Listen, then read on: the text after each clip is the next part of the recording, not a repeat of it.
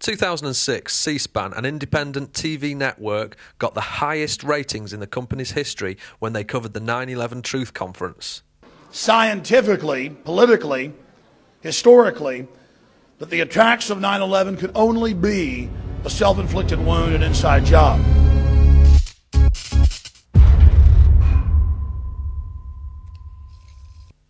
Maybe the 9/11 truth movement has crossed over into the mainstream because of the Pentagon secrecy.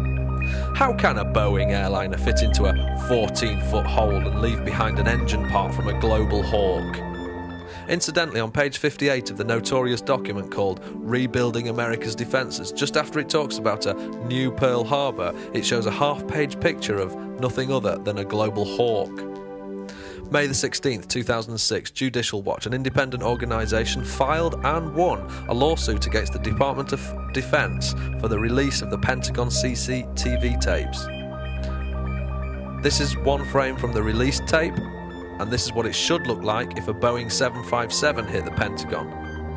According to Judicial Watch, another 84 tapes exist that potentially show what happened to the Pentagon on 9/11. Tapes were seized from the Pentagon gas station, the Sheraton National Hotel, and the Northern Virginia Freeway, and over 80 other places.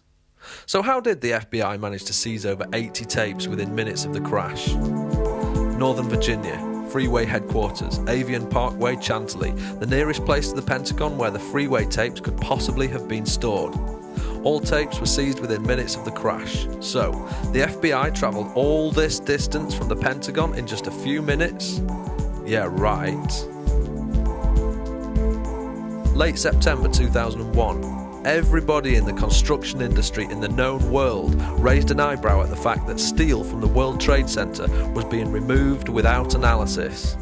That he was destroying a crime scene. He had to melt down that steel before people found out what it was.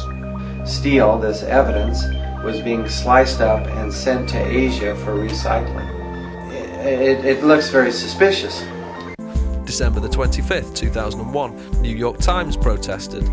January 2002, Firefighter magazine protested. January the 4th, 2002, Joe Calderone from the New York Daily News protested. Despite protests from all sectors, the removal of evidence was continued unabated and was even speeded up. Every single removal truck was fitted with a global positioning system. If a removal truck detoured slightly off track, the state and federal police forces were called in, and nobody was allowed to take pictures of the steel on those trucks. This is a cover-up, on an enormous scale, to slice up the steel and ship it off to be melted down. 6th of April 2006, Stanley Hilton, the Chief of Staff of Senator Bob Dole, filed a $7 billion lawsuit.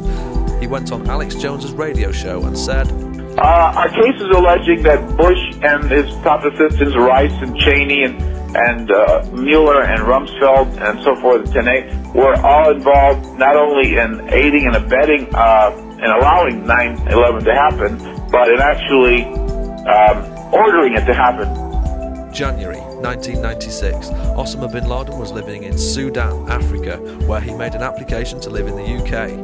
His application was rejected. So, if the bin Laden family are such a threat, then why did Osama bin Laden's fourth eldest son, Omar, not only visit Manchester, England, but he went on to marry Jane Felix Brown, a parish councillor from Cheshire, South Manchester.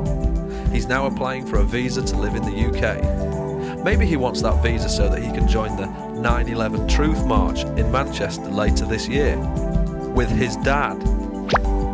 In reality, the hunt for the world's most wanted man is completely bogus, because Rex Toome, Chief Investigative Publicity Officer for the FBI, said, the FBI has no hard evidence connecting Osama bin Laden to the 9/11 attacks.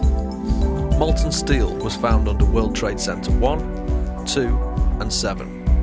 Jet fuel, also known as kerosene, never burns hot enough to melt steel. So what did melt the steel? August 2006, in the final official NIST report, it said, NIST concluded that the source of the molten material was aluminium alloys from the aircraft. Well, that's just a blatant lie, because 1. Molten steel was found under World Trade Center Building 7, which was not hit by a plane. 2. Aluminium alloy, when melted, looks silver in colour, like this, and not orange yellow. This official report might as well say that plastic comes from sheep.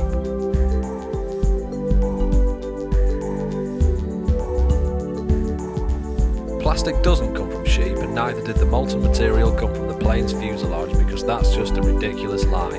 These official reports of 9/11 are just not good enough, and if our leaders in America and Great Britain stand by these negligent 9/11 reports, then they're not conducive to the public good and they've got to go. There is so much at stake here, so what can you do about it? If you haven't already, then watch the free internet film called Loose Change, Second Cut. Google Stephen Jones. We have Professor Stephen E. Jones. Is Professor...